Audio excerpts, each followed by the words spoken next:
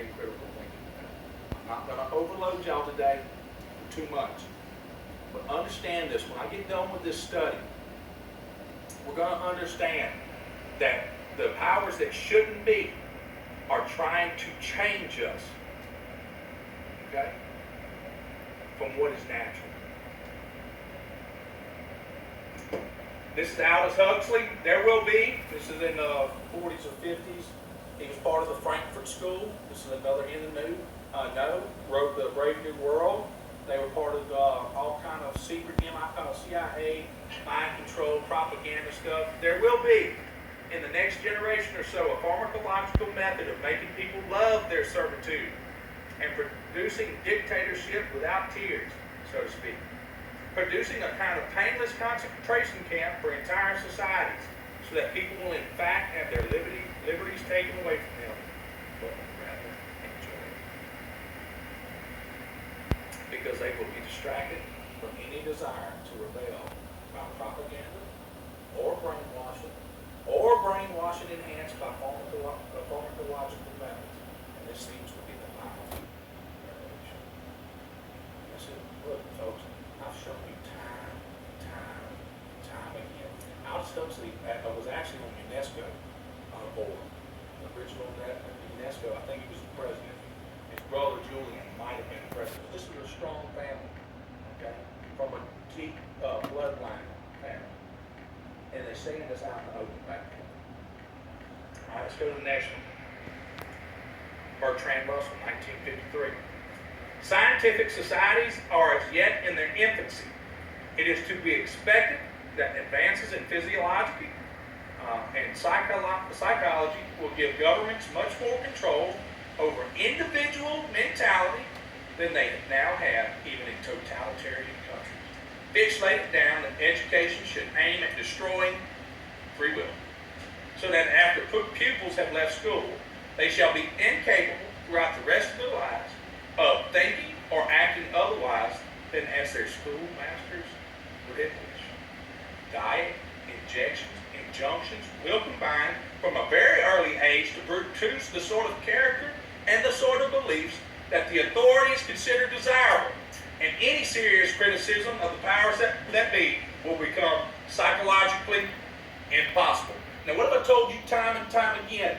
There is nobody in this country that should be awake and spiritually intent. Why? Because if it was just a material world, we all should be in the sleep.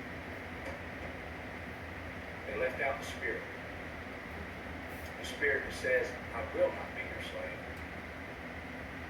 I do not agree with this at all, and will do it to their death.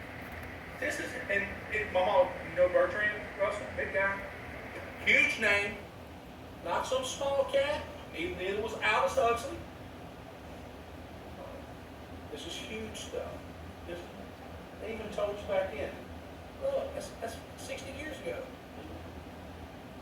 What does it mean about the diet? That means your food. Your food. They're going to change you through the food to produce the sort of character That's right. Through your food, injections, injunctions will combine from a very early age to produce the sort of... All right. I wonder what my Bible says. You just heard from the man himself. We're going to do it through the diet. That means your food, your air, and your water. Okay? That's inhalation.